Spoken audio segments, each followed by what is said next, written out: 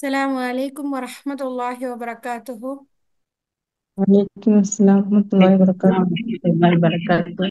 அல்ஹம்துலில்லா அல்ஹம்துலில்லா அல்லாஹுடைய மாபெரும் கிருபையினால அல்ஹக் விமன் இஸ்லாமிக் ஆன்லைன் மதர்சாவினுடைய இணையவழி பயான் வகுப்பு ஆரம்பமாக உள்ளது. இதை அல் குர்ஆனினுடைய வசனங்களை ஓதி சகோதரி சபிதா அவர்கள் ஆரம்பித்து வைப்பார்கள். அஸ்ஸலாமு அலைக்கும் வரஹ்மத்துல்லாஹி வபரகாத்துஹு. அஊது பில்லாஹி மினஷ் ஷைத்வானிர் ரஜீம். பிஸ்மில்லாஹிர் ரஹ்மானிர் ரஹீம். ஹுவல்லதீ அன்ஸல ஸகீனத ஃபீ குலூபில் முஃமினீன ليزدادوا إيمانا مع إيمانهم ولله جنود السماوات والأرض وكان الله عليما حكيما ليدخل المؤمنين والمؤمنات جنات تجري من تحت الأنهار خالدين فيها يكفر عنهم سيئاتهم وكان ذلك عند الله فوزا عظيما ويعذب المنافقين والمنافقات والمشركين والمشركات الظانين بالله الظن السوء عليهم دائرة السوء وغضب الله عليهم ولعنهم وأعد لهم جهنم وساءت مصيرا. السلام عليكم ورحمة الله وبركاته.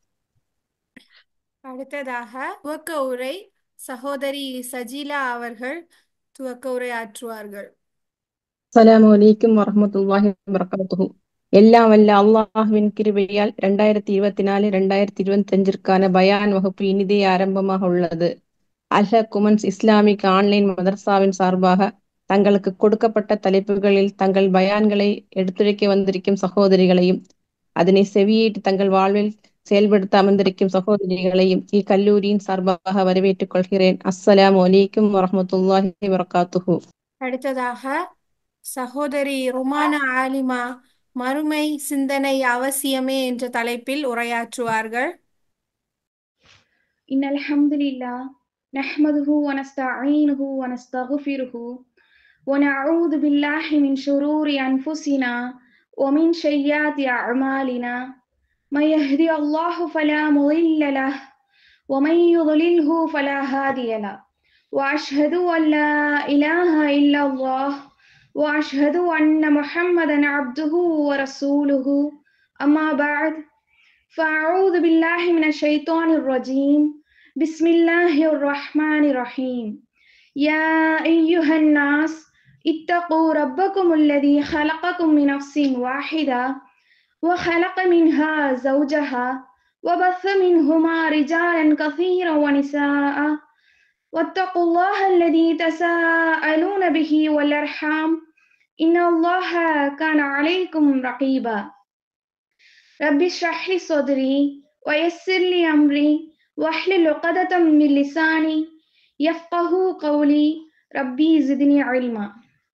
எல்லாம் வல்ல அந்த ஏக இறைவனின் நல்லடியார்களே, அந்த ஏக இறைவனின் அன்பும் வற்றா பேரருளும் இறுதியாக இச்சமுதாயத்தை வழிநடத்துவதற்காக இறைவனால் தேர்வு செய்யப்பட்டு அனுப்பப்பட்ட இறை தூதர் முஹம்மது நபி ஸல்லல்லாஹு அலைஹி வஸல்லம் அவர்களின் மீதும் அவர்கள் காட்டித் தந்த அந்த சத்திய வாழ்க்கையை தங்களுடைய வாழ்வில் தங்களால் இயன்ற வரை வாழ்ந்து காட்டி மரணித்த சத்திய சஹாபாக்கள் மீதும் மேலும் சஹாபிய பெண்மணிகள் மீதும் இன்று அதே சத்திய மார்க்கத்தில் நம்மால் இயன்ற முறை வாழ்ந்து கொண்டிருக்கக்கூடிய நம்மவர் அனைவரின் மீதும் அந்த ஏக இறைவனின் அன்பும் அருளும் நீண்டு நிலவட்டுமாக என்று துஆ செய்தவளாக எனது இந்த உரையை நான் ஆரம்பம் செய்கின்றேன். அல்ஹம்துலில்லாஹ்.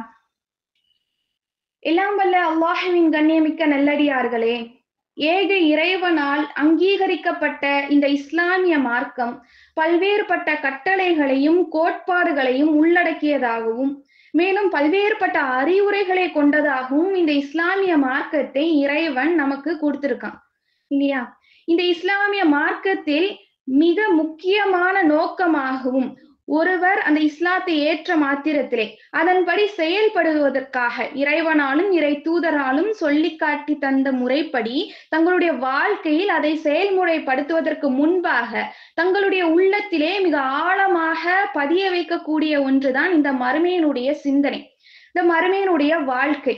இந்த மறுமையை பற்றி இறைவன் குர்ஆன் நெடுகிலும் பல்வேறுபட்ட வசனங்களின் மூலமாக நமக்கு சொல்லிக் கொண்டே இருக்கிறான். எதற்காக?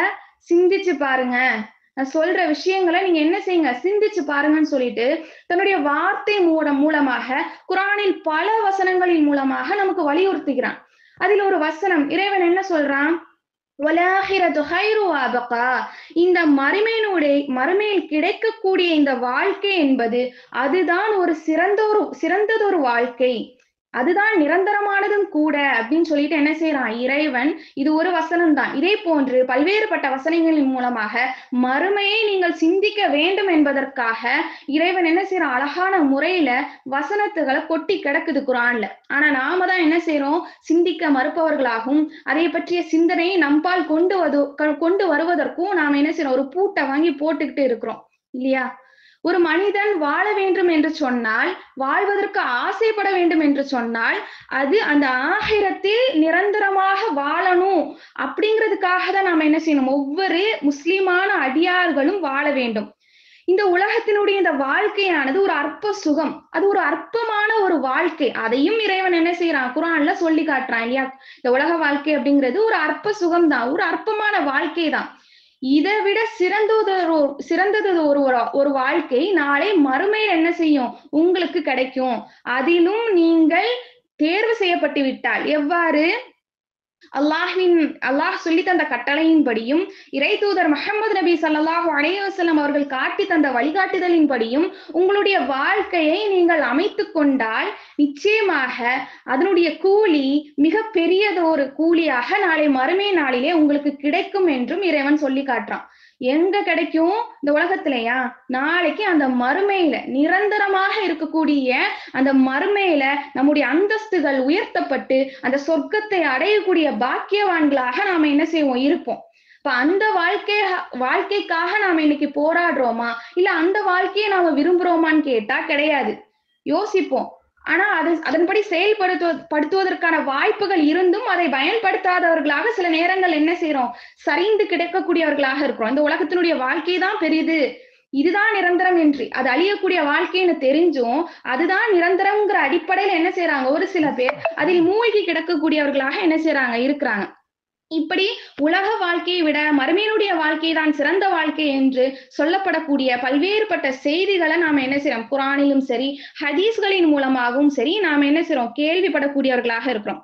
அதனாலதான் இஸ்லாமிய மார்க்கம் ஒரு அடியான் இந்த உலகத்துல வாழணும்ட்டு சொன்னா அவன் எந்த மாதிரி வாழணும், எதை விட்டு அவன் தவிர்ந்து இருக்கணும்னு சொல்லிட்டு மறுமைக்காகவும் மறுமையினுடைய வாழ்க்கைக்காகவும் அவன் எதையெல்லாம் செய்யணும், இதையெல்லாம் அவன் செய்தால் நாளைக்கு அந்த சொர்க்கத்தை அவன் அடையக்கூடியவனா இருப்பான் அப்படிங்கிற ஒரு விஷயத்த இறைவன் என்ன செய்யறான், மிக இலகுவாக அல்லாஹுவாலும் இறை தூதராலும் நமக்கு ரொம்ப ரொம்ப சுலபமான வழிகள் என்ன செய்யுது இன்னைக்கு நமக்கு கொட்டி கிடக்குது இல்லையா? எந்த அளவுக்கு இந்த உலகத்துல பாவமான விஷயங்களை சம்பாதிப்பதற்கு ஒரு வழிகள் கிடக்குதோ அதே மாதிரி நன்மை சம்பாதிப்பதற்கான வழிகளும் மிக இலகுவாக, அதாவது என்ன இப்போ ஒரு இன்ஸ்ட்ரக்ஷன் படி நம்ம ஒண்ணு செய்யணும்னா அந்த இன்ஸ்ட்ரக்ஷன் புக் நம்ம கையில இருக்கும் இல்லையா? ஒரு விஷயத்த ஃபிட் பண்ணணும்னாலோ இல்ல இதுபடி நடக்கணும்னாலோ ஒரு மேப்பே எடுத்துப்போம், ஈஸியா கொடுத்துருவாங்க, இதன் அடிப்படையில போங்க, கையில ஈஸியா இருக்கு. அது மாதிரி கொஸ்டின் ஆன்சர் எல்லாமே இறைவன் என்ன செஞ்சுட்டான், நம்ம ரொம்ப பாக்கியவான்களா இருக்கிறோம் இன்னைக்கு இல்லையா? அவ்வளவு சுலபமாக நமக்கு அந்த மேனுவல் கார்டு இருக்குது கையில. ஆனா அதை வச்சுக்கிட்டும் நாம என்ன செய்யறோம், அதன்படி நம்முடைய பாதையை அமைத்து அதன்பால் அதை நோக்கி பயணிப்பவர்களாக நாம இருக்கிறோமான்னு கேட்டா அதிலும் ஒரு கேள்விக்குரிய போற்ற வேண்டியதான். கொஸ்டின் மார்க்காவே இருக்கும், அது தொங்கிக்கிட்டே இருக்கும் கொஸ்டின் மார்க். ஆன்சர் நம்ம தான் என்ன செய்யணும், அங்க பூர்த்தி செய்யக்கூடியவர்களாக இருக்கணும். ஆனா அங்க பூர்த்தி செய்யாம நம்ம என்ன செய்யறோம், கொஞ்சம் தடுமாறக்கூடியவர்களாக இருக்கிறோம். இந்த உலக வாழ்க்கைக்காக, உலக வாழ்க்கையினுடைய ஆசைக்காக இன்னைக்கு நம்ம தடுமாறக்கூடியவர்களாக இருக்கிறோம். நபி ஸல்லல்லாஹு அலைஹி வஸல்லம் அவர்கள் தன்னுடைய அந்த இறை தூதராக தேர்வு செய்யப்பட்ட நாள் முதலும் தன்னுடைய மரணம் வரையிலும் சஹாபாக்கள் மத்தியில அதிகமான முறையில நிறைய விஷயங்கள் என்ன செய்வாங்க, ரசூலுல்லாஹ் பிரச்சாரம் பண்ணிக்கொண்டே இருந்தார்கள். அந்த வகையில இந்த மறுமையினுடைய வாழ்க்கையை பற்றியும் அவர் சொல்லிக்கொண்டே இருந்தார். இறுதி காலம் வரைக்கும் அவர் சொல்லிக்கொண்டே இருந்தார். தன்னுடைய சஹாபாக்களுக்கு எல்லாம் என்ன சொல்லுவாங்க அப்படின்னா, இந்த உலக வாழ்க்கை இருக்கு இல்லையா, அது முக்கியம்தான், ஆனா இது ஒரு அற்பமான சுகம்தான், ஆனா மறுமைதான் உங்களுக்கு நிரந்தரம் அப்படிங்கிறத நபிகள் நாயகம் ஸல்லல்லாஹு அலைஹி வஸல்லம் அவங்க மிக அழகான முறையில அதை எத்தி வைக்கக்கூடியவர்களாக இருந்தார்கள். சஹாபாக்கள் மத்தியில தொடர்ச்சியாக சொல்லிக்கொண்டே இருந்தார்கள்.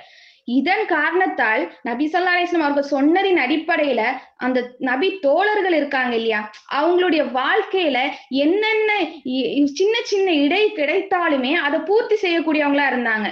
ஒரு சின்ன கேப் கிடைக்க வேண்டாம். அதுல என்ன செய்வாங்க அப்படின்னா, தன்னுடைய இறையச்சத்தை அதிகப்படுத்துவதற்கான வழிகள் அல்லது இறைவன் இந்த வசனத்தை நமக்கு என்ன செஞ்சுட்டான், சொல்லிட்டான், இதன் அடிப்படையில நம்முடைய வாழ்க்கையை மாத்தி ஆக வேண்டும் அந்த மறுமைக்காக அப்படின்னு சொல்லிட்டு சஹாபாக்கள் என்ன செஞ்சாங்க அப்படின்னா, அதன் அடிப்படையில அவங்களால முயன்ற வரைக்கும் அவங்க என்ன செஞ்சாங்கன்னா தங்களுடைய வாழ்க்கையை மறுமைக்காக என்ன செஞ்சாங்க, வாழ்ந்து காட்டக்கூடியவர்களாக இருந்தார்கள். யாரு, இறை தூதர்கள் பேசப்பட்டாச்சு. ஆனா அவங்க சொன்ன அந்த வழிமுறைகளை பின்பற்றுவதற்காக அந்த நபி தோழர்கள் எடுத்த பாடுகள், பல்வேறுபட்ட விஷயங்கள், சிரமங்கள் அவங்க கஷ்டப்பட்டாங்க. இத நமக்கு என்ன செய்யப்படுது, நமக்கு பல்வேறுபட்ட ஹதீஸ்கள் மூலியமாக நம்ம என்ன செய்வோம், தெரிஞ்சு வச்சிருப்போம் இல்லையா. ஆனா இன்னைக்கு நம்முடைய நிலை என்னவா இருக்கு, இத நாம ஒவ்வொருவரும் சுய பரிசோதனை செஞ்சு பார்த்துக்கிட்டே இருக்கணும், டெய்லி பார்த்துக்கிட்டே இருக்கணும். எதற்கு நீ அதிகமாக முக்கியத்துவம் கொடுக்கிற, இந்த உலகம் அழியக்கூடிய இந்த அற்ப உலகத்திற்காகவா, அல்லது அழியாமல் நிரந்தரமாக இருக்கக்கூடிய அந்த மறுமை வாழ்வுக்கு நாம அதிகமான முக்கியத்துவம் கொடுக்கின்றோமா அப்படின்னு சொல்லிட்டு ஒவ்வொருத்தவங்களும் நாம என்ன செய்யணும், எப்பவாச்சும் சுய பரிசோதனை செய்யக்கூடாது, எப்பவுமே சுய பரிசோதனை செஞ்சுக்கிட்டு இருக்கணும். நம்முடைய சிந்தனைகள் அதிகமாக எல்லா எண்ணோட்டத்திலும் நம்மளுடைய சிந்தனைகள் என்ன செய்யுதுன்னா ஓடிக்கொண்டேதான் இருக்கு இல்லையா. சிந்தனைகள் இல்லாம இங்க யாரும் கிடையாது. நின்னா சிந்தனை, படுத்தா சிந்தனை, என்ன செஞ்சாலும் இன்னைக்கு சிந்தனை இருந்துகிட்டே இருக்குது. ஒவ்வொருத்தவங்களுடைய மூளை தனிப்பட்ட ரீதியில இன்னைக்கு ஓடிக்கொண்டேதான் இருக்குது. சும்மா இருப்போம் நம்ம நினைப்போம், ஆனா சும்மாவா இருப்போம், வேலை செய்யாம சும்மா இருப்போம். ஆனா உள்ளுக்குள்ள மனசு ஒரு பக்கம் வேலை செய்யுது, மூளை ஒரு பக்கம் வேலை செய்யுது. நம்மளே புடிச்சு நிறுத்தினாலும் அது நிறுத்தாம இருக்குது. இன்னைக்கு அது கொஞ்சம் அதிகமாவே இருக்குது. அதை நம்ம யோசிச்சு பார்த்திருப்போமா, ஏன் இவ்வளவு சிந்தனைகள் நம்முடைய மூளையில ஓடிக்கொண்டே இருக்கு, யோசிப்போம் இல்லையா. அப்ப அந்த அளவுக்கு இருக்கும்போது அந்த சிந்தனையின் பால் நம்ம எதை கொண்டு வந்துடணும், மறுமையினுடைய சிந்தனையும் கொண்டு வரக்கூடியவர்களாக இருக்கணும். அப்ப அது நமக்கு என்ன ஆகும்னா, கொஞ்சம் மறுமை இருக்கு, இல்ல இதெல்லாம் அற்பம் அப்படின்னு சொல்லிட்டு ஒரு நேரத்துல அது நம்முடைய உள்ளத்துல ஒரு மருந்தா கூட அமையறதுக்கான வாய்ப்பு இருக்கு. ஆனா நம்ம அதை தூக்கிட்டு வரமாட்டோம். அது அவ்வளவு சிரமமா இருக்கு, ஈஸியா வந்துரும். ஆனா நம்ம தூக்கிட்டு வர்றதுக்கு ரொம்ப சிரமப்படுறோம். ரொம்ப வெயிட்டா இருக்கும், இல்ல வேண்டாம் அப்படின்னு சொல்லிட்டு நம்ம என்ன செய்யறோம்னா அதை கொஞ்சம் ஒதுக்கி கொஞ்சம் தூரமா இருக்கட்டுமே அப்படின்னு நம்ம வச்சிருக்கிறோம். ஆனா நம்ம எப்ப தெரியுமா வறுமை சிந்தனை நமக்கு வரும், எப்ப தெரியுமா, அது ஒரு வார்த்தை, அந்த ஒரு வார்த்தை நம்முடைய காதுகளில் விழும்போதுதான் நமக்கு அந்த மறுமையினுடைய சிந்தனை என்பது வரும். அது என்ன வார்த்தை, ஒரு 4 எழுத்துக்கள் கொண்ட வார்த்தை. என்ன வார்த்தையா இருக்கக்கூடும்,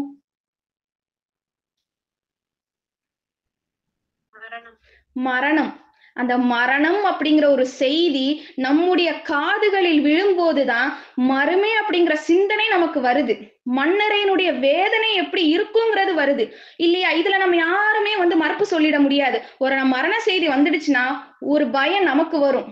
மரணம் அடைஞ்சிட்டாங்க, செய்தி காதுல விழுது, நம்ம என்ன செய்வோம், இப்பவே அந்த மரணம் அப்படின்னு சொல்லும் போது நெஞ்செல்லாம் ஒரு மாதிரி அடைக்கிற மாதிரி இருக்கா இல்லையா. எதனால அப்படி இருக்கு, என்ன சம்பாதிச்சு வச்சுட்ட, நீ மறுமைக்காக என்ன சம்பாதிச்சு வச்ச. ஒவ்வொருத்தவங்களுக்கு இன்னைக்கு ஒரு மாதிரி நமக்கு மனதை சொல்லும் போதே ரொம்ப கனமா இருக்கு. என்ன நான் அப்படி சம்பாதிச்சுட்டேன், இந்த மறுமைக்காக இந்த உலகத்துக்காக அதிகமா சம்பாதிச்சிருக்கிறேன், ஆனா மறுமை அதுதானே நிரந்தரமான ஒரு வாழ்க்கை. நான் அதுக்காக என்ன சம்பாதிச்சு வச்சிருக்கேன்னு சொல்லிட்டு இன்னைக்கு நாம அது ஒரு பயம், அதுதான் பயமா வருது. மரணம் வேற, இன்னைக்கு மரணமும் ஒரு இருக்கு. ஆனா நம்முடைய ஒவ்வொரு இஸ்லாமிய ஆண் பெண்ணுக்கும் என்ன பயம் வரும்னா, நான் என்ன சம்பாதிச்சு வச்சிருக்கேன். அந்த நேரத்துலதான் மறுமையினுடைய சிந்தனை என்ன செய்யுது, அவர்களை ஒட்டி கொள்ளக்கூடியதாக இருக்கிறது. ஏன்னா எந்த விஷயத்தை எடுத்துக்கிட்டாலும், ஒரு பொருளை எடுத்துக்கிட்டாலும் சரி, ஒரு உணவு பொருட்களே எடுத்துப்போமே, இன்னைக்கு அதுல அத வந்து உண்ணலாம் என்று ஒரு சாராரும், உண்ணவே கூடாது அப்படின்ட்டு ஒரு சாராரும் என்ன செய்யறாங்க, வாதிடுறாங்களா இல்லையா? ஒரு பொருளை எடுத்துக்கிட்டாலும், ஒரு உணவை எடுத்துக்கிட்டாலும் இன்னைக்கு ஒரு 2 பேர் கிடையாது, ஒரு 3 4 5 குரூப், அது சொல்லவே முடியாது, அது எண்ட்லெஸ்ஸா இருக்குது. அப்படி என்ன செய்யறாங்க அப்படின்னா, வாதம் செய்யக்கூடியவர்களாக இருக்கிறாங்க. இதை செய்யலான்ட்டு ஒருத்தரும், செய்யக்கூடாதுன்னு ஒருத்தரும், ஒரு ஃப்ரூட்டோ இல்ல ஏதோ ஒரு வெஜிடபிள்ஸ், ஏதோ ஒரு காய்கறிகளோ இருக்கும்போது அது என்ன செய்யறாங்க அப்படின்னா, இதை சாப்பிடலாம்னு சொல்லுவாங்க. அது நல்லதுன்னு சொல்லுவாங்க, அதோடைய பலன்களையும் சொல்லுவாங்க. ஆனா அதே இன்னொரு நம்மளும் ஏத்துப்போம். இன்னொரு சாரார் வந்து இல்ல இல்ல இல்ல அப்படி யாரு சொன்னா, அதெல்லாம் சாப்பிடக்கூடாது, இது பயனளிக்காது அப்படின்னு இன்னொரு கூட்டம் சொல்லும். இப்படி எதை எடுத்துக்கிட்டாலும் 2 சாரார்கள் அதை விவாதம் செய்து கொண்டேதான் இருப்பார்கள். ஒரு விஷயத்துல மட்டும் விவாதம் வரவே செய்யாது, அதுவும் இந்த மரணம் தான். மரணத்தை யாருக்கும் அதுல தர்க்கம் செய்யவே மாட்டாங்க. ஏன்னா எல்லாருக்கும் மரணம் வரும். அதை எல்லாரும் இன்னைக்கு அனுபவிச்சுட்டு இருக்கிறாங்க, பார்த்துட்டு இருக்கிறாங்க, உணர்ந்து கொண்டே இருக்கிறார்கள். அதனால எல்லாருக்குமே என்ன ஆகும், மரணம் அப்படிங்கிறது வருங்கிறது தெரியும். அதனால யாரும் என்ன செய்ய மாட்டாங்க, அதுல சர்ச்சையை வந்து கிளப்பவே மாட்டாங்க, 2 சாரார்கள் இருக்க மாட்டாங்க. ஆனா அதுக்கப்புறம் ஒரு வாழ்வு இருக்கு இல்லையா, அதுல வேணா முரண்பாடு இருக்கும், சர்ச்சை இருக்கும். மன்னரே வாழ்க்கை இல்லைன்னு ஒரு சாராரும், மன்னரே வாழ்க்கை இருக்குன்ட்டு ஒரு சாராரும், அதே மாதிரி மறுமையினுடைய வாழ்வு அப்படிங்கிறது ஒண்ணு இருக்குன்ட்டு ஒரு சாராரும், இல்லை என்று மறுக்கக்கூடிய ஒரு கூட்டம் ஒரு சாராரும். இப்படி அதுல என்ன இருக்கு, முரண்பாடுகள், கருத்து வேறுபாடுகள் இருக்குது. ஆனா எதுல கருத்து வேறுபாடு இல்ல, மரணத்துல கருத்து வேறுபாடு கிடையாது. இந்த மரணம் இன்னைக்கு நம்மள என்ன செய்யுது, பக்குவப்படுத்துதா இல்லையா? இந்த மரணம் யாருக்கு, எப்போ, எந்த இடத்துல, எந்த ரூபத்துல, எப்படி வருதுன்னு சொல்லிட்டு யாராலையுமே இன்னைக்கு சொல்ல முடியாது, அது கணிக்கவும் முடியாது இல்லையா? இந்த மரணம் அந்த அளவுக்கு என்ன இருக்குது, இன்னைக்கு நம்ம அதை பாக்குறோம். முன்னாடி நினைச்சிட்டு இருந்திருப்போம் வயதானவர்கள் தான் மரணம் அடைவார்கள், ஒரு 60 50 கூட நம்ம எடுத்துக்க மாட்டோம், 50க்கு மேல வயதானவங்க தான் மரணம், மூமா இந்த மாதிரியான ஆட்கள் இப்படிதான் என்ன செய்வாங்க, மரணத்தை அடையக்கூடியவங்களா இருப்பாங்கன்னு நினைப்போம். ஆனா இன்னைக்கு பாருங்க நிலைமை என்ன, வயசு வரம்பு இல்ல, சின்ன குழந்தை, அடுத்த நிலை, பருவநிலை, வயது முதிர்ந்தவர்கள், நடுத்தரவாதிகள், இப்போ முதியவர்களை விடைக்கும் என்ன இருக்கு, அதிகமான மரணங்கள். எந்த வயது உடையவர்களுடைய மரணத்தை நம்ம கேள்வி கேட்கிறோம்னா 5 10 15 20 25 30 35 இப்படிதான் என்னுடைய என்ன இருக்கு, மரணத்தினுடைய செய்தியை கேட்கக்கூடியவர்களாக இருக்கிறோம். இதன் மூலியமாக, இந்த மரணத்தின் மூலமாக நம்ம பக்குவம் அடைகிறோமா? அந்த நேரத்துலதான் பயம். 2 நாள் இருக்குமா, தூரத்துல உள்ளவங்களுடைய கேட்டோம் அப்படின்னா ஒரு 2 நாள் இருக்கும், இல்ல ஒரு நாள் கூட ஃபுல்லா இருக்கும்னு எப்பவுமே. அதுவே கொஞ்சம் நெருங்கிய உறவினர்கள் அப்படின்னா 2 நாளோ 3 நாளோ, அதுவும் இன்னும் ரொம்ப க்ளோஸ் அப்படின்னா 1 வாரம் 2 வாரம்.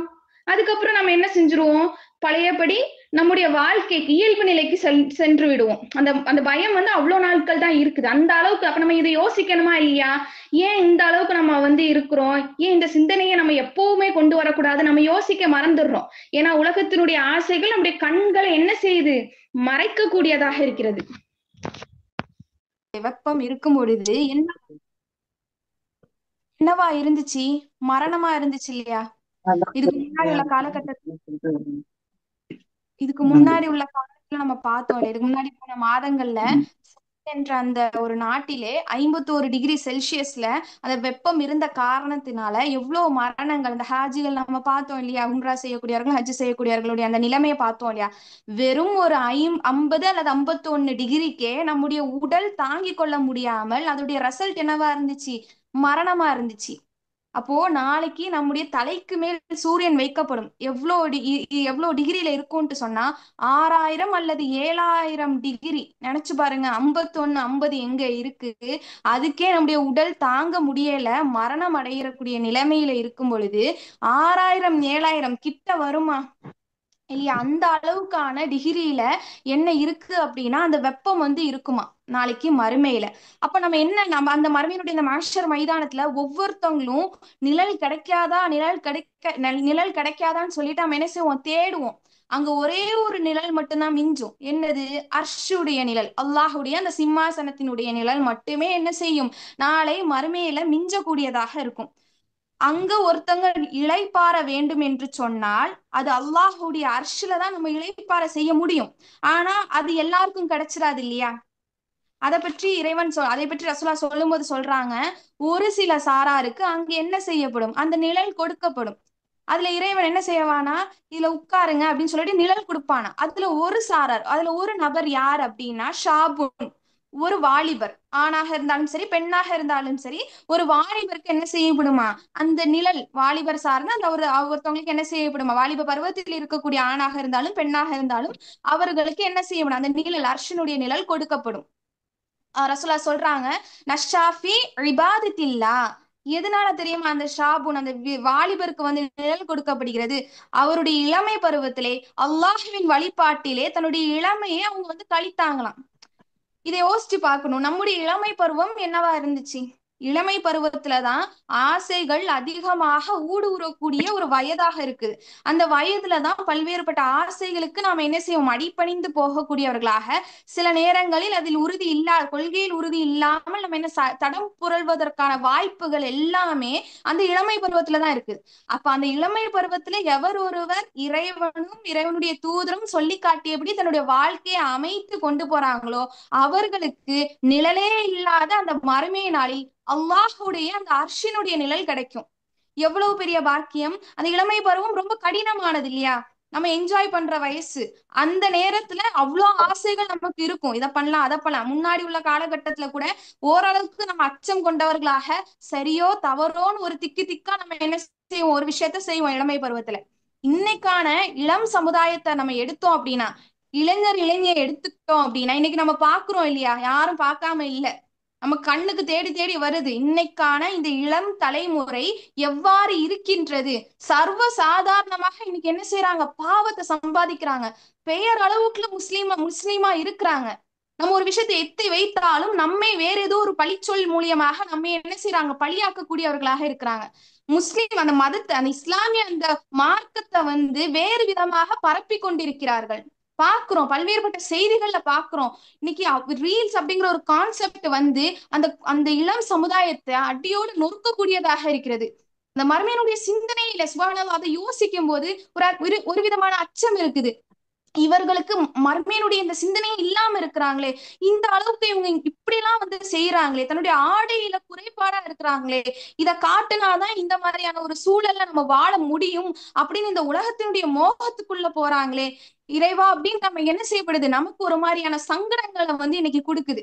இன்னும் நம்முடைய இஸ்லாமிய மார்க்கத்தையே வந்து அவங்க என்ன செய்யறாங்க, இதெல்லாம் இல்லைங்கிற அளவுக்கு என்ன செய்யறாங்க, தனக்கு சாதகமாகவே அந்த மார்க்கத்தை எழுதக்கூடியவர்களாக இருக்கிறாங்க, அதன்படி நடக்கக்கூடியவர்களாக இருக்கிறாங்க. என்னுடைய உள்ளத்துல இருக்கிறத இறைவன் பார்ப்பான். நீ அரைகுறையான ஆடை அணிவ, டாட்டூ போடுவ, இஸ்லாத்திற்கு மாற்றமான அனைத்து விஷயத்தையும் செஞ்சுக்கிட்டு நாம அவங்க கிட்ட தன்மையான முறையில இதெல்லாம் நீங்க செய்யாதீங்கப்பா, நாளைக்கு மறுமை ஒண்ணு இருக்குது, மறுமை நாள் தான் நம்முடைய நிரந்தரமான வாழ்க்கை அப்படின்னு இதை விட்டு வாங்க நம்ம தன்மையான முறையில சொன்னோம் அப்படின்னா அவர்களுடைய பதில் என்னவா இருக்கு, ஆடையிலையோ நான் போடுற டாட்டூலையோ இல்ல, என்னுடைய உள்ளத்துல இருக்கு, அல்லாஹ் பாத்துப்பான் அப்படி சொல்றாங்க அவங்களுடைய பதில். எந்த அளவுக்கு அவங்களுடைய பதில் இருக்கு, நம்ம நினைப்போம் சரி அல்லாஹ் பாத்துப்பான் போல, அவங்க உள்ளத்துல அல்லாஹ் வச்சிருக்காங்க.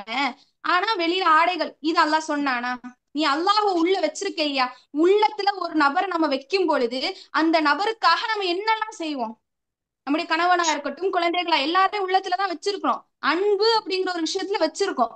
அப்ப அவங்களுக்கு பிடித்தது பிடிக்காதது நம்ம என்ன செய்யறோம், பார்த்து பார்த்து செய்யறோமா இல்லையா? அப்ப அல்லாஹ்வை நீ உன்னுடைய உள்ளத்துல வச்சிருக்கன்னா அந்த ரப்புல் ஆலமீன் என்னெல்லாம் சொல்லி காட்டி தந்தானோ அதன்படி உன்னுடைய வாழ்க்கையை அமைச்சிருக்கணுமா இல்லையா?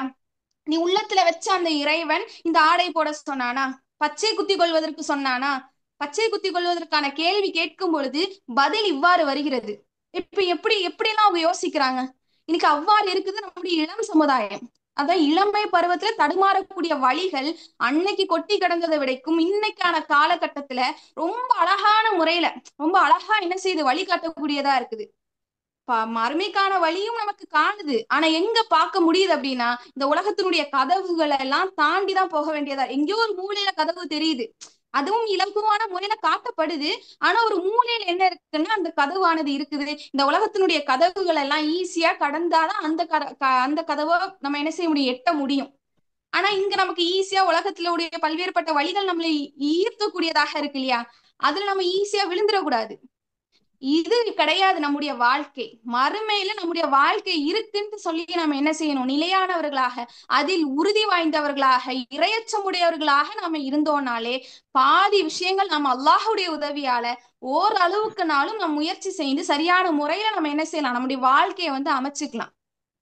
அல்லாஹால சொல்றான், இந்த உலகத்தை நான் சில விஷயங்கள் மூலமாக அழகாக்கிதான் வச்சிருக்கிறேன். இந்த உலகம் அழகானது தானே, நம்ம பாக்குறோம் இல்லையா, ரொம்ப அழகாயிரும். ஒவ்வொரு விஷயத்தையும் எப்படி இந்த ரப்பு இப்படி படைச்சிருப்பான், அந்த அளவுக்கு என்ன செய்யற இந்த உலகத்தை அவ்வளவு துல்லியமாக அழகான முறையில் அருட்கொடைகளாக நமக்கு என்ன செஞ்சிருக்கான், இந்த பூமியை தந்திருக்கான். இந்த உலகமே அவ்வளவு அழகாக இருக்குது. இறைவன் சொல்றான், நான் உனக்கு ஆண்களும் பெண்களும் தங்கம் வெள்ளி குவளைகள் விவசாய நிலங்கள் இதெல்லாம் நான் என்ன செஞ்சிருக்கேன், அழகாக்கி இருக்கேன். துன்யா, இவை அனைத்துமே இந்த உலக வாழ்க்கையின் இன்பங்கள். அல்லாஹ் சொல்றான், இது இந்த உலக வாழ்க்கையினுடைய இன்பங்கள். பெண்ணாகவும் ஆணாகவும் தங்கம் வெள்ளி குவளைகள் உங்களுடைய நிலங்கள் எல்லாமே இந்த உலக வாழ்க்கையினுடைய இன்பங்கள். அதை நான் தந்திருக்கேன் தான். அல்லாஹ்விடத்தில் இதை விட அழகிய ஒரு தங்குமிடம் உள்ளது. இதெல்லாம் சொல்றான். தங்கம் வெள்ளி எல்லாமே என்னது, அழகுதான், இன்பம் தான், உங்களுக்கு கொடுத்திருக்கேன் தான், அதுல எந்த மாற்று கருத்தும் கிடையாது. ஆனா இதை விட அழகிய ஒரு தங்குமிடம் என்ன இருக்கு அப்படின்னு சொல்லிட்டு இறைவன் சொல்லிட்டு சொல்றான், குல் அனுபக்கும் ஹைரமிந்தாலிக்கும், இதை விட சிறந்ததை உங்களுக்கு நான் அறிவிக்கட்டுமா. இது இன்பம், இந்த உலகத்தினுடைய இன்பம் இது இருக்கு, இதை விட சிறந்த ஒரு விஷயத்த நான் அறிவிக்கட்டுமான்னு சொல்லிட்டு, லில்லதீன இத்தகூ இந்த ரப்பிஹிம் ஜன்னாத்தும் தஜ்ரீ மின் தஹ்திஹல் அன்ஹார், இரையச்சம் உடையோருக்கு சொர்க்கங்கள் உள்ளன, அவற்றின் கீழ் பகுதிகளில் ஆறுகள் ஓடிக்கொண்டே இருக்கும்ட்டு இறைவன் சொல்றான். இந்த உலகமே நமக்கு இன்பமா தெரியுது, அதனாலதான் நம்ம என்ன செய்யறோம், அதனுடைய ஆசையின் பால் நம்ம ஓடிக்கொண்டிருக்கிறோம். இந்த உலகத்தையே இவ்வளவு அற்புதமாக அழகாக படைத்த ரப்புக்கு அந்த மறுமை எப்படி இருக்கும் சிந்திச்சு பாருங்க. எவ்வளவு அழகா அந்த இறைவன் படைச்சிருப்பான். இன்னைக்கு ஒவ்வொருத்தரும் ஆணாக இருந்தாலும் பெண்ணாக இருந்தாலும் யாராக இருந்தாலும் அவருடைய மனசுக்குள்ள ஒரு ஆசை இருக்கும், ஒரு நம்ம நிம்மதியா இருக்கணும், ஒரு நேச்சரை பார்த்துட்டு அப்படி நல்லா சாஞ்சுக்கிட்டு அப்படியே நீர் ஓடுற மாதிரி ஊஞ்சல்லையோ ஒவ்வொருத்தவங்களுக்கும் ஒரு ஆசை இருக்கும், இல்லாம கிடையாது இல்லையா. ஒரு வாழ்க்கையை ஒரு நாளாவது நான் அந்த வாழ்க்கையை அனுபவிக்கணும். வீடு வேலை குடும்பம் குழந்தை எல்லாம் இருக்கு, ஆனாலும் ஒவ்வொருத்தவங்களும் யோசிப்போம், ஒரு நாள் எனக்கு ரெஸ்ட் வேணும், அந்த ஒரு நாள் என்னை யாரும் தொந்தரவு பண்ணக்கூடாது, அப்படியே நேச்சரை பார்த்துட்டு நான் பாட்டுக்கு என்னோட இஷ்டத்துக்கு நான் இருக்கணும், படுத்திருக்கணும், யாரும் என்ன தொந்தரவு பண்ணக்கூடாது நம்ம நினைப்போம். ஆனா அது செய்வோமா செய்ய மாட்டோமாங்கிறது ரெண்டாவது விஷயம். நமக்கு அந்த வாய்ப்பே கொடுத்தாலும் நாம என்ன செய்வோம், சிந்திச்சுட்டு கிடப்போம், படுத்திருப்போம், சிந்திச்சுட்டு இருப்போம், நீரை ரசிச்சுட்டு இருப்போமா, அது செகண்ட், அது வேற விஷயம் இல்லையா. அது கொடுத்தாலும் நம்ம என்ன செய்வோம், செய்யறதுக்கு முன்னாடி 1008 யோசனைகள் அங்க ஓடிட்டு இருக்கும் இல்லையா. ஆனா ஒரு யோசனை, ஒரு ஆசை இயல்பு தானே, அந்த ஆசை நமக்கு என்ன செய்யும்னா இருக்கும். ஆனா இது எங்க இருக்கும், அங்க சிந்தனையே இருக்க வேண்டாம், ஜாலியா நம்ம என்ன செய்யலாம், இருக்கலாம். அதுதான் சொல்றேன், இந்த உலகமே உனக்கு இன்பமா இருக்கு இல்லையா, இதை விட இன்பத்தை நான் மறுமையில உனக்கு ஒண்ணு வேணுமா உடனே கிடைச்சிரும். இன்னைக்கு ஒண்ணு வேணும்ன்றும் போது உடனே கிடைக்குதா, இல்ல. ஆனா அங்க அப்படி கிடையாது. இதை திங்கணும்னு நினைக்கிறியா, இந்தா வச்சுக்கோ, உனக்கு இந்த இப்படி வாழணும்னு நினைக்கிறியா, இந்த அப்போ அந்த மாளிகையில இரு அப்படின்னு அவ்வளவு ஒரு இன்பத்தை என்ன செய்யறான், அந்த நிரந்தரமான வாழ்க்கை இறைவன் என்ன செய்யறான், தர்றேன்னு சொல்றான். இன்னும் ஹாலிதீன ஃபீஹா, அதுதான் உங்களுக்கு என்னது, நிரந்தரமான தங்கும் இடம்னு சொல்றான். இந்த வசனங்களை நம்ம ஓதி இருப்போம் இல்லையா, ஜன்னாத்தின் தஜ்ரி மின் தஹ்திகள், ஜன்னாத்தின் தஜ்ரி. ஆனா அது என்ன, அதற்கு கீழ் சொர்க்கத்தை பத்தி பேசப்படுகிறது, அதற்கு கீழ் ஆறுகள் ஓடிக்கொண்டே இருக்கும், வாசிச்சுக்கிட்டே இருக்கும். குர்ஆன் என்ன செய்வோம், இது வராத இடங்களே கிடையாது, சொல்லிக்கிட்டே இருப்பான் இறைவன், ஜன்னாத்தின் தஜ்ரி மின் தஹ்திகள் அன்ஹார் ஹாலிதீன ஃபீஹா அப்படின்னு என்ன செய்வான் சொல்றான். நம்ம என்ன செய்யறோம், அப்படி பிஸ்மில்லா சொல்லிட்டு அது அழகான முறையில வாசிச்சுட்டு கடந்து போறோம். இறைவன் யாருக்காக அங்க சொல்லியிருக்கான், எனக்காக தான் சொல்லியிருக்காங்கிறது நம்ம சிந்திக்கிறது கிடையாது. ஆனா அது ஒரு மாதிரி குர்ஆன் வசனம் அப்படின்னு சொல்லிட்டு என்ன செஞ்சிரும், வாசிச்சுட்டு கடந்து போகக்கூடியவர்களாக இருக்கிறோம். இன்னைக்கு சில கஷ்டங்கள் நமக்கு நேரிடுதா இல்லையா, யாருக்குமே சுமைகள், கஷ்டங்கள், துன்பங்கள், வேதனைகள் இல்லாம கிடையாது. எல்லாருக்கும் ஏதோ இன்னைக்கு நம்ம குழுமி இருக்கிற நம்ம எல்லாருக்குமே ஏதோ ஒரு ரீதியில இறைவன் சிரமத்தை ஏற்படுத்தி இருப்பான். ஆனா இதற்கு முன்னிலையில் அல்லாஹ்விற்காக, அல்லாஹ் இந்த நன்மையை பெறணும் அப்படிங்கிறதுக்காக இன்னைக்கு நமக்கான வேலைகள் எல்லாம் விட்டுட்டு நம்ம என்ன செய்யறோம், இங்க ஒன்று கூடி இருக்கிறோம். அல்லாஹ்வை பற்றி நினைவு கூறணும், அந்த மர்மையினுடைய சிந்தனை நமக்குள்ளாக்க வரணுங்கிறதுக்காக இன்னைக்கு இருக்கிறோம். இப்படி நமக்கான சோதனைகள் ஒவ்வொன்றும் ஒவ்வொருவருக்கும் ஒவ்வொரு டிசைன் என்ன செஞ்சிருப்பான், இறைவன் வந்து என்ன செஞ்சிருப்பான், கொடுத்திருப்பான் இல்லையா. இந்த சோதனையை நம்ம எப்படி கையாளுறோம்? சிம்பிளா கையாளலாம். இந்த உலகத்துலதான் எனக்கு சோதனை, இது இங்க உலகத்தோடயே அழிந்து போயிரும், ஆனா என்னுடைய இறைவன் இதற்கான கூலிய நாளைக்கு மறுமையில தருவான் அப்படின்னு சொல்லிட்டு நம்ம நம்பிக்கை வைக்கிறோமா? சோதனையுடைய ஆரம்பத்துல, சோதனை வந்தவுடன் நாம் புலம்பக்கூடியவர்களாக தான்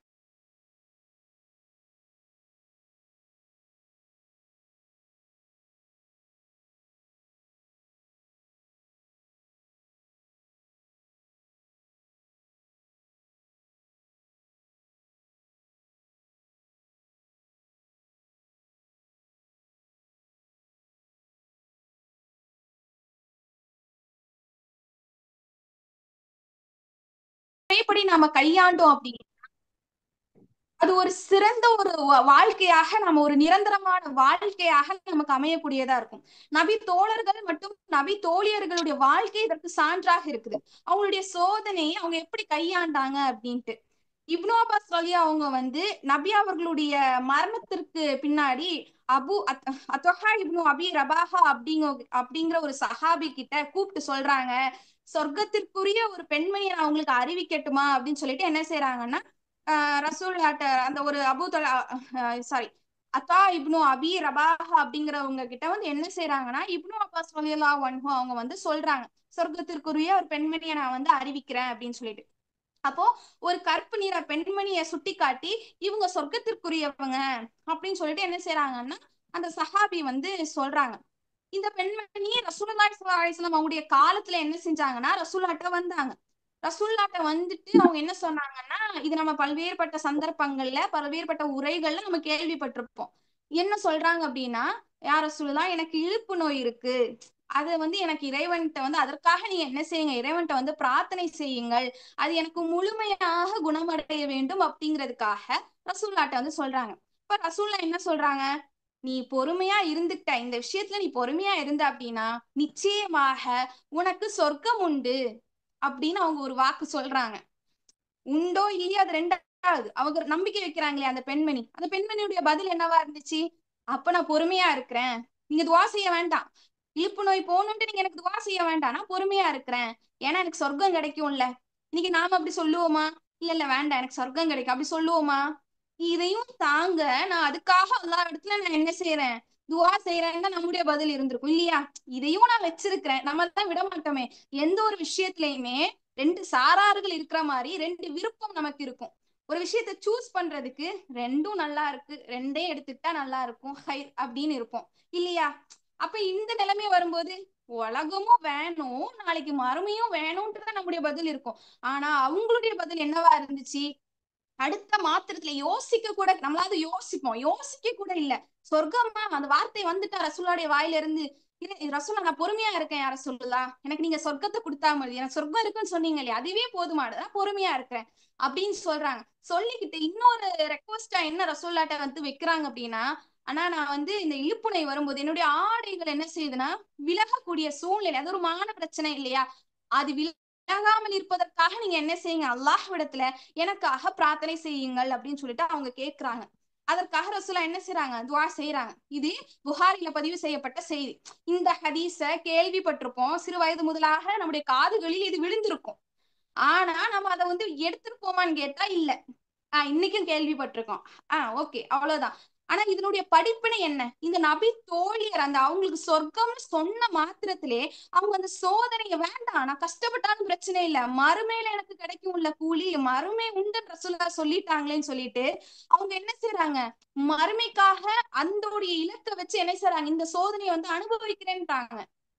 ஆனா நாம வந்து என்ன செய்யறோம், இன்னைக்கு நம்முடைய நிலை வந்து என்னவா இருக்குன்னா, இந்த உலகத்துல ஒரு சோதனை வந்துடுச்சுன்னா உடைந்து போய் உட்காரக்கூடியவர்களாக இருக்கிறோம், அப்படி சம்பிச்சு நின்றோம் நம்ம. ஏன்னா ஒரு முஸ்லிமான அடியார்கள் யாராக இருந்தாலும் கொள்கையை உறுதியாக ஏற்றுக்கொண்டவர்களுக்கு சோதனை வராம இல்ல, சோதனை வந்துகிட்டே இருக்கும், அப்படி கொட்டிக்கிட்டே இருக்கும். அடுத்த சோதனையா ரெடியா இருக்க, எதிர்கொண்டு இருக்கிறேன் நம்ம வரவேற்கக்கூடியவர்களாக தான் இருக்கணும். ஏன்னா ஒவ்வொரு முஸ்லிமான அடியார்களுக்கும் சோதனை நிறுத்தப்படாது. அல்லாஹுடைய நேசத்திற்குரியவர்களுக்கு அதிகமாக சோதனை கொடுக்கப்பட்டுட்டே இருக்கும். இறைவனுக்கு என்ன பிடிச்சிருக்கா, குடு, இன்னும் சோதனையை கொடு, அல்ஹம்துலில்லாஹ், கடக்கக்கூடிய சக்தியை மட்டும் எனக்கு தந்துரு இறைவா அப்படின்னு தான் நம்ம என்ன செய்யணும், இறைவன்கிட்ட பிரார்த்தனை செய்யக்கூடியவர்களாக இருக்கணும்.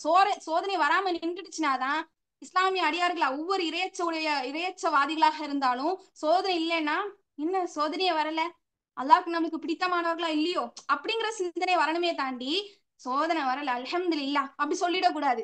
சோதனை வந்துட்டே இருக்கணும். அதற்கு ஒரு பெரிய உதாரணம் யாரு, நபி இப்ராஹிம் அலைஹிஸ்ஸலாம் அவர்கள். அந்த மனுஷனுக்கான அந்தஸ்து அவ்வளவு சொல்லப்பட்டிருக்கு இல்லையா, குரான்ல அவ்வளவு சொல்லப்பட்டிருக்கு இல்லையா. எதனால இந்த மனுஷனுக்கு மட்டும் இவ்வளவு அந்தஸ்து, இந்த இறை தூதருக்கு மட்டும் ஏன் இவ்வளவு அந்தஸ்து நம்ம யோசிச்சு பார்த்தோமா?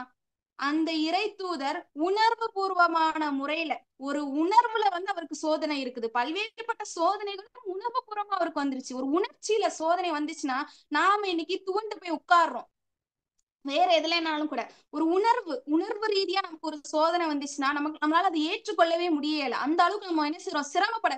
இஸ்லாத்தை ஏற்றி இறையச்சவாதிகளாக இருந்தாலும் கூட ஒரு சில நேரங்கள்ல அப்படியே போய் உட்கார்ந்துடுறோம். அந்த உணர்வு நம்மள என்ன செஞ்சிருதுன்னா உட்கார வச்சிருக்குது, அவ்வளவுதான், அதுதான் உண்மை. ஆனா அந்த மனிதர் சுப்ஹானல்லாஹ் அவர் அவ்வளவு பாடுபட்டாரு. அந்த அளவுக்கு சோதனைகள் இன்னைக்கு நமக்கு கொடுக்கப்பட்டிருக்கு. ஆனாலும் சில நேரங்கள் உடையிறோம். அவர் உடையவே இல்லையே, அழகான முறையில என்ன செஞ்சாருன்னா பிரச்சாரத்தை தொடங்கி எத்தி வச்சுட்டே இருந்தாரு இறுதி வரைக்கும். அது ஒரு பெரிய உதாரணமா இருந்துச்சு. அப்போ எதனால அங்க இறைவன் அவரை உணர்வு பூர்வமா சோதிச்சான்? குழந்தை இல்லாம, தந்தை வீட்டை விட்டு விரட்டி, ஒரு ஊரே எதிர்த்து, இப்படி எல்லாம் சோதனை. எதற்கு அந்த மனிதர் சோதனைய, அவர் ஒரு மனிதர் தானே, இறை தூதராக தேர்வு செய்யப்பட்ட ஒரு மனிதரை தானே இறைவன் தேர்வு செஞ்சான். அவரும் நம்மள மாதிரி தானே உணர்வுகள் உள்ளவர்களாக இருப்பார்கள்.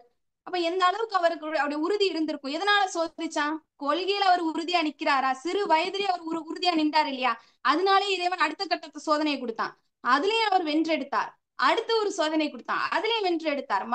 குழந்தை இல்லாம இருந்தது, மகன் கையில கிடைச்ச பின்னாடி ஒரு சோதனை. புட்பூண்டுகள் இல்லாத ஒரு இடத்துல குடும்பத்தை விட்டுட்டு போனாங்க, அங்க ஒரு சோதனை. இப்படி ரிப்பீட்டடா அடிச்சுக்கிட்டே இருந்தான் இறைவன். எதுக்காக?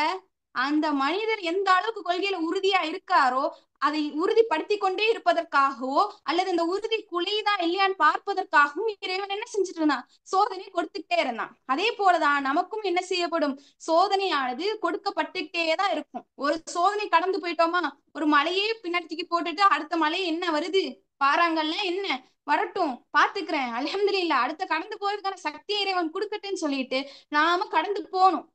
ஒரு விஷயத்தை நம்ம மனசுல வச்சுட்டோம்னாலே போதுமானதுதான். என்ன அப்படின்னா, இந்த உலகத்தினுடைய வாழ்க்கை அற்பமானது, கிடைக்கலையா சோதனையா, மறுமையில கிடைக்கும். அல்லாஹ் ஏதோ நன்மையை நாடி இருக்கான்.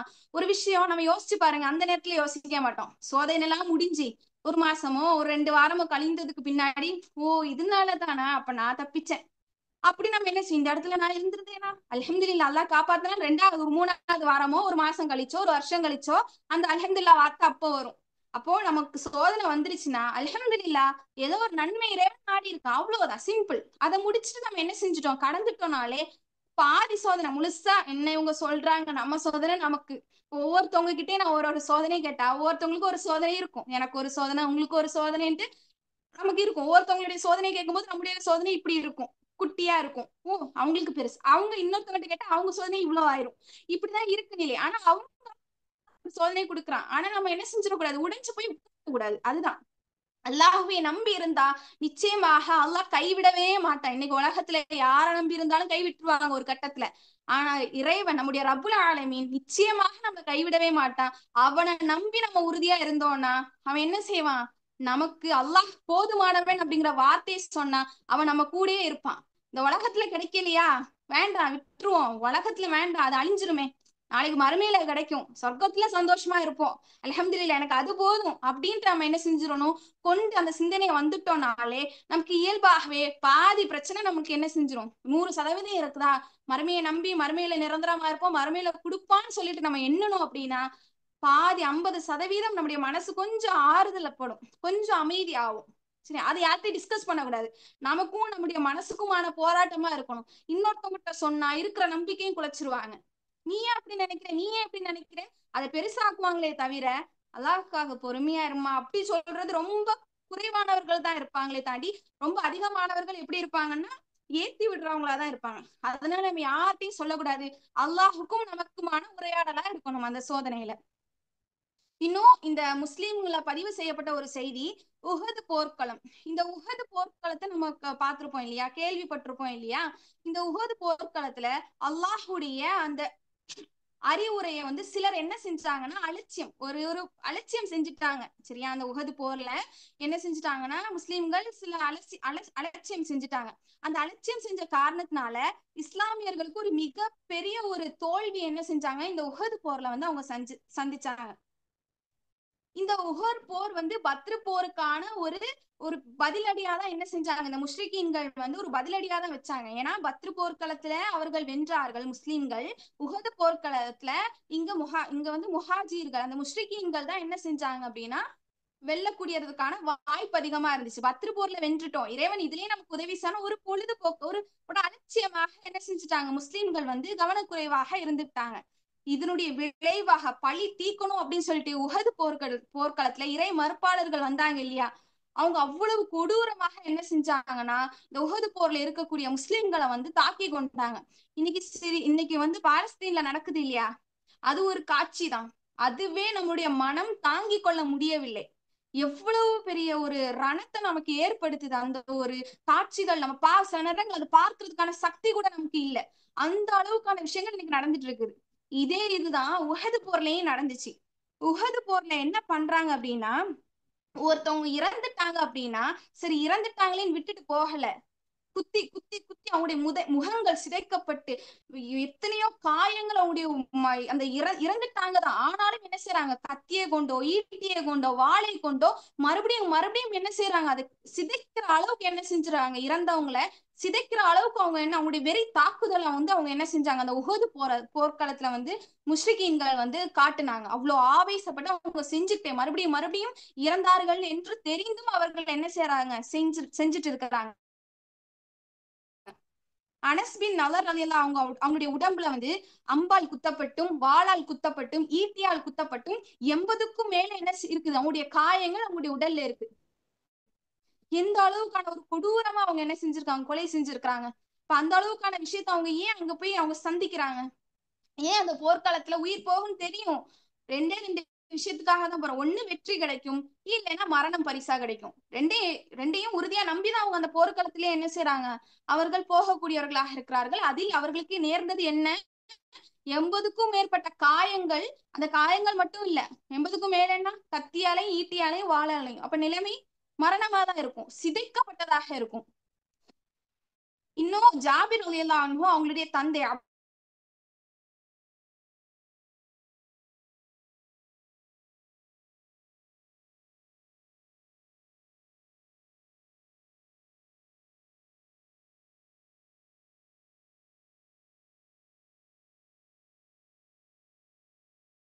பார்க்க முடியாத சூழ்நிலையில இருக்கும்போது தடுக்கிறாங்க. ஜாபிர் ரலியல்லாஹு அன்ஹு வந்து பார்க்க வேண்டாம் அப்படின்னு சொல்லி தடுக்கிறாங்க. இப்ப எந்த அளவுக்கு சிதைக்கப்பட்டு இருக்கும். இப்படி இந்த போர்க்களமானது ரொம்ப வெறி தாக்குதலின் அடிப்படையில போய்கொண்டே இருக்குது. எஞ்சி இருக்கிறவங்க எத்தனை பேர் தெரியுமா, சபஅத்தும் மினல் அன்சாரி வரஜுலைன் மின் குரைஷ். 7 அன்சாரிகள் 2 குறைஷிகள், மொத்தம் 9 பேர். ரசூலுல்லாஹ்வோட சேர்த்து 10 பேர் என்ன செய்யறாங்கன்னா எதிரிகள் அங்க பயங்கர கூட்டமா இருக்கிறாங்க. இங்க சில கலசலப்பெல்லாம் நடக்குது.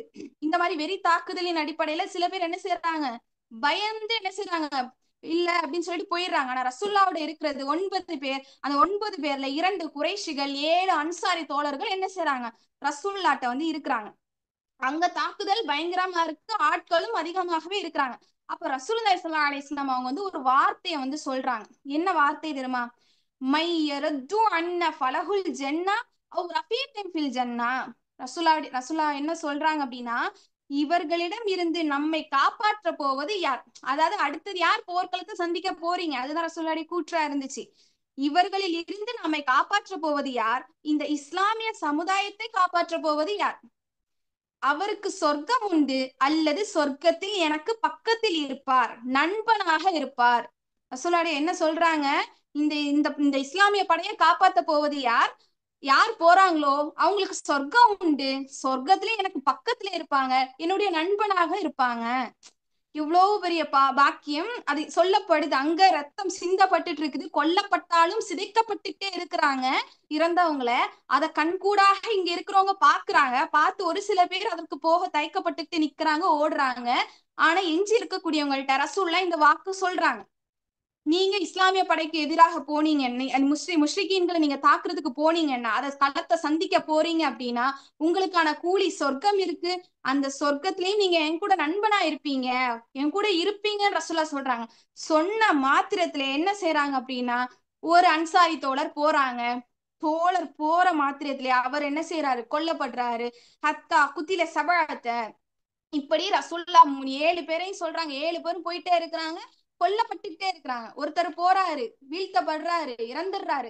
மறுபடியும் ரசூலா இதே விஷயத்த சொல்றாங்க, நீங்க எனக்கு தோழரா, நான் உங்களோட என்ன செய்வேன், மறுமையினால என்னோட இருக்கிற பாக்கியம் இருக்கு, சொர்க்கம் இருக்குன்னு சொல்றாங்க. மறுபடியும் இன்னொருத்தர் போறாரு. இப்படி அந்த 7 பேரும் என்ன செய்யறாங்க, போறாங்க, கொல்லப்படுறாங்க. இது 7 பேரும் போறதற்கான காரணம் என்ன, சொர்க்கம் இருக்கு சொல்லிட்டாங்க ரசூலுல்லா. இன்னைக்கு வீழ்த்தப்பட்டாலும் நாளைக்கு நான் அங்க ரசூல்லாவோட தோழனா இருப்பேன் அப்படின்னு சொல்ல காரணத்தினால நான் என்ன செய்யறேன், நான் போறேன் அப்படின்னு சொல்லிட்டு எனக்கு கொல்லப்பட்டாலும் சரி, நான் அந்த போர்க்களத்தை சந்திப்பேன். மரணம் அடைஞ்சாலும் இந்த உலகத்தோட முடிஞ்சிரும். நாளைக்கு மறுமையில நான் என்ன செய்வேன், என்னுடைய பாக்கியம் மிக பெரியதாக இருக்கும். ரசூல்லாவோடு இருக்கிறதுக்கான வாய்ப்பு எனக்கு இந்த உலகத்துல கிடைக்காட்டினாலும் நாளை மறுமை நாள்ல கிடைக்கும் என்ற நோக்கத்துல என்ன செய்யறாங்க, அவர்கள் அடுத்த கட்டத்துக்காக என்ன செய்யறாங்க, முன்னேறி போறாங்க, வீழ்த்தப்பட்டாலும் சரியே என்று. இன்னைக்கு நாம ஒரு போர்க்களம் இல்லாட்டினா வேற ஏதோ ஒரு விஷயம் நமக்கு வருது அப்படின்னா நாம என்ன செய்யறோம், ஒரு ஆர்ப்பாட்டமோ ஒரு போர்க்களமோ நமக்கு அழைக்கப்படும்னா நம்முடைய எண்ண ஓட்டம் என்னவா இருக்கு அப்படின்னா, போலீஸ் அரெஸ்ட் பண்ணுவாங்களோ, அரெஸ்ட் பண்ணி எங்க வைப்பாங்க, அதுல ஏதாவது பாதிப்பு வருமா, நம்முடைய பேர் லிஸ்ட் போயிருமே, வேற ஏதோ பிரச்சனைக்கு நம்மளை கூப்பிட்டுருவாங்களே, இப்படிதான் சிந்திக்கிறோமே தாண்டி இதுல என் உயிர் போனா என்ன, எனக்கு என்ன பிரச்சனை வந்தா என்ன, என்னுடைய உரிமைக்காக நிக்கிறேன், அல்லாஹுக்காக நிக்கிறேன், அல்லாஹ் என்ன கைவிட மாட்டான், அதனால இந்த களத்தை நான் சந்திக்கிறேன்னு சொல்லிட்டு இன்னைக்கு வெளியில வர்றதுக்கே சிலர் யோசிக்கிறாங்க. யாருக்காக இந்த போராட்டம் பிரச்சாரங்கள் யாருக்காகங்கிறது யோசிக்க மறுத்து என்ன செய்யறாங்கன்னா, சில சொந்தங்கள், இஸ்லாமிய சொந்தங்கள் இன்ன பிற காரணத்திற்காக, காரணம் பெருசா கிடையாது, இல்ல எங்கேயாவது தூக்கி நம்மள அரெஸ்ட் பண்ணிடுவாங்க, போலீஸ் வேனை பார்த்த உடனே அவ்வளோ வண்டி நிக்குது நம்மளை ஏத்திட்டு போகதான், அரெஸ்ட் பண்றதுக்கு தான், நமக்கெல்லாம் இது செட் ஆகாது அப்படின்னு சொல்லிட்டு என்ன செய்யறாங்க, வெளியே வர மறுக்கிறாங்க. ஆனா இந்த போராட்டம், ஆர்ப்பாட்டம், பிரச்சாரம் யாருக்காகங்கிறதும் அவங்களுக்கு தெரிய மாட்டேங்குது, என்ன நோக்கத்திற்காக என்பதும் அவர்களுக்கு தெரிய மாட்டேங்குது. இப்ப இன்னைக்கு நம்முடைய நிலையை நம்ம என்ன செய்யணும், நம்ம ஒவ்வொருத்தவங்களும் சுய பரிசோதனை செஞ்சு கொண்டே இருக்கணும். அதுடைய விடை ஓரளவுக்கு நான் மறுமைக்காக ஓடுறேனா, ஒரு 80% உலகத்திற்காக இன்னைக்கு ஓடிக்கொண்டு இருக்கிறோம் இல்லையா, 20% தான் மறுமைக்காக ஓடுறோம். மறுமைக்காக உலகத்திற்காக ஓடணும் இல்லைன்ட்டு இல்ல, ஆனா அதுலயே நம்ம என்ன செஞ்சிடக்கூடாது, மூழ்கி கிடந்துடக்கூடாது. மறுமைக்காகவும் நம்ம என்ன சேர்த்து வச்சிருக்கோங்கிறது, மரணம் அப்படிங்கிற செய்தி நம்முடைய காதுகள்ல விழும்போது யோசிக்காம எந்நேரமும் அதனுடைய மரண சிந்தனை நம்மோடு இருப்பதற்காக என்னென்ன வழிகள் இறைவன் சொல்லியிருக்கிறானோ, இறை தூதர் காட்டி தந்திருக்கிறாங்களோ, அந்த அடிப்படையில நம்முடைய வாழ்க்கையை நாம என்ன செய்யணும், அமைக்கக்கூடியவர்களாக இருக்கணும். இனி வரக்கூடிய நாட்களையும் அதிகமான நன்மை சம்பாதிக்கக்கூடிய வழிகள் என்னென்ன சஹாபாக்கள்லாம் பார்த்து தேர்ந்தெடுத்து இறையச்சத்தோட செஞ்சாங்களோ, அதே போன்று நாமும் நம்முடைய வாழ்க்கையில அந்த இறையச்சத்தின் அடிப்படையில நம்முடைய வாழ்க்கையில செயல்படுத்தக்கூடியவர்களாகவும் அந்த மறுமையில் உள்ள நம்ம எல்லோருமே ஒன்று கூடிய மக்களாகவும் இருக்க எல்லாம் வல்ல இறைவனை பிரார்த்தித்தவளாக எனது இந்த உரையை நிறைவு செய்கிறேன். வாஹித் தஅவானா அல்ஹம்துலில்லாஹி ரப்பில் ஆலமீன். அஸ்ஸலாமு அலைக்கும் வரஹ்மத்துல்லாஹி வபரகாத்துஹு. வலைக்கும் அஸ்ஸலாம் வரஹ்மத்துல்லாஹி. மாஷா அல்லாஹ், அல்ஹம்துலில்லாஹ். நம்ம ஒவ்வொருத்தருக்குமே இந்த மறுமை அப்படிங்கிற சிந்தனை எவ்வளவு முக்கியம் அப்படிங்கிறத சகோதரி அழகான முறையில நம்ம ஒவ்வொருத்தருக்கும் பேட்டரி சார்ஜ் ஏத்துற மாதிரி பயான் இருந்துச்சா, புரிஞ்சுதா உங்க எல்லாருக்கும்? மறுமை சிந்தனை எப்படி இருக்கணும் அப்படிங்கிற ஒரு ஒரு தெளிவு நமக்கு எல்லாருக்கும் வந்திருக்கும் இல்லையா இந்த பயான்ல? வந்துச்சுதா? இல்ல இந்த பயான் முடிஞ்சோடனே மறுமை சிந்தனை மறந்து போயிருமா? மறந்து போயிடாம அந்த சஹாபாக்களுடைய வாழ்க்கையிலும் அதே மாதிரி சகோதரி சொன்னாங்க இல்லையா, கொஸ்டின் ஆன்சர்னு எல்லாமே கொடுக்கப்பட்ட பிறகும் அலட்சியமாக பரீட்சை எழுதக்கூடிய மக்கள் நம்ம தான். இல்லையா? நம்ம ஒரு எக்ஸாம் அப்படின்னா எப்படி ப்ரிப்பேர் பண்ணி எப்படி போவோம், கொஸ்டின் என்ன வரும்னு தெரியாது, அவ்வளோ ப்ரிப்பேர் பண்ணுவோம் இந்த உலகத்துல. ஆனா மறுமை அப்படிங்கிறது நிலையானது, அங்க உள்ள ஆன்சர் சீட்டு நமக்கு எப்படி கிடைக்கும் அப்படிங்கிறது வரைக்கும் எல்லாம் தெளிவான நிலையில இருக்கும்போது தான் இவ்வளவு அலட்சியமாக பரீட்சை எழுதி கொண்டிருக்கக்கூடிய மனிதர்களா நம்ம இருக்கோம், இல்லையா? அல்லாஹு தாலா இந்த பரீட்சையில, இந்த உலகத்துல ஏற்படக்கூடிய இந்த பரீட்சையில வெற்றி பெற்று மறுமை சிந்தனையோட வாழ்ந்து வெற்றி பெறக்கூடியவளா அல்லாஹ் நம்மளை ஆக்கி வைக்கணும். அல்ஹம்துலில்லாஹ். அடுத்ததா சகோதரி மர்சூகா அவர்கள் நன்றி உரையாற்றுவார்கள். அஸ்ஸலாமு அலைக்கும் வரஹ்மத்துல்லாஹி வபரகாத்துஹு. அல்ஹம்துலில்லாஹ், அல்லாஹுவின் மாபெரும் கிருபையால் பயான் நிகழ்ச்சி நல்ல முறையில் நடந்து முடிந்தது. தங்களுக்கு கொடுக்கப்பட்ட தலைப்புகளில் உரையாற்றிய சகோதரிகளுக்கும் அதனை செவிதாழ்த்தி கேட்ட சகோதரிகளுக்கும் இக்கல்லூரியின் சார்பாக நன்றியை தெரிவித்துக் கொள்கிறோம். நபி ஸல்லல்லாஹு அலைஹி வஸல்லம் அவர்களின் வழிகாட்டுதல் படி சபை கலையும் போது ஓதும் துவாவை ஓதி கலைந்து செல்வோம். சுப்ஹானக அல்லாஹும்ம வபிஹம்திக ஹம்திக அன் லா இலாஹ இல்லா அன்த இல்லா அந்த அஸ்தக்ஃபிருக வ அத்தூபு இலைக். இணையவழி பயான் நிகழ்ச்சிகள் நடத்தப்படுவதற்கான நோக்கத்தை பற்றி கூறுகிறார்கள். நோக்கம் என்ன அப்படின்னா, நாம ஒரு அல்லாஹுடைய நினைவு கூறக்கூடிய ஒரு சபையில இருக்கிறோம். ஏன்னா அவ்வளோ பாவ சுமைகள் சின்ன சின்ன சின்னதா சம்பாதிச்சுட்டு தான் இருக்கும். யாருமே நான் பாவம் செய்யாதவள் அப்படின்னு நம்ம இல்ல. எல்லாருமே பாவம் ஏதோ ஒரு ரீதியில நமக்கு தெரிஞ்சோ தெரியாமலோ பண்ணதான் செய்யறோம். ஆனா அந்த சின்ன சின்னது நாளைக்கு மறுமையில பெருசா ஒரு மூட்டையா வந்துருச்சுன்னா அது நம்ம அஞ்சணும் இல்லையா? அப்ப இந்த இந்த இதுல சேர்றதின் மூலமாக, இதுல செவி தாழ்த்தி கேட்பதின் மூலமாக நம்ம என்ன செய்யலாம்னா அதிகமான நன்மைகளை பெற்றுக்கொள்ளலாம். நன்மையை கொள்ளடிக்க கூடிய ஒரு சபையாக இது இருக்கு. அல்லாஹ்வை பற்றியே நினைவு கூறக்கூடிய ஒரு சபையா இருக்கு. அதனால இதில் நீங்க பயனடைஞ்ச மாதிரி நீங்க என்ன செய்யலாம், உங்களுக்கு தெரிந்தவர்களுக்கும் இதை நீங்க ஷேர் பண்ணி இன்ஷா அல்லாஹ் அவங்களையும் இதுல நீங்க, இது ஒரு அழைப்பு மாதிரி, அழைப்பு பணி மாதிரி. நமக்கு வெளியிடங்கள்ல போய் செல்வதற்கான வாய்ப்புகள் வசதிகள் இல்லாட்டினாலும் இது ரொம்ப சுலபம் இல்லையா? அதனால உங்களுக்கு தெரிந்த நண்பர் வட்டாரத்துல நம்ம என்ன செய்யணும், இல்ல உறவினர்களுக்கோ இதை நீங்க ஷேர் பண்ணி இந்த மாதிரி பயான் வகுப்பு இருக்குது, நீங்களும் சேர்ந்துக்கோங்க, சிந்தனைகள் பால் நம்ம என்ன செய்வோம், ஒன்று கூடக்கூடியவர்களாக இருப்போம்னு சொல்லிட்டு உங்களால முடிந்த வரைக்கும் நீங்க என்ன செஞ்சுக்கோங்கன்னா இன்ஷா அல்லாஹ் இதை எத்தி வைங்க. சரியா? உங்க மூலியமா இன்னொருத்தவங்க அதை பலனடையக்கூடியவர்களாக இருப்பார்கள் இல்லையா? அதனால ஜஸாக் அல்லாஹ் ஹைரா. இதில் கலந்து கொண்ட எல்லாருக்கும் ஜஸாக் அல்லாஹ் ஹைரா. அஸ்ஸலாமு அலைக்கும் வரஹ்மத்துல்லாஹி வபரகாத்துஹு.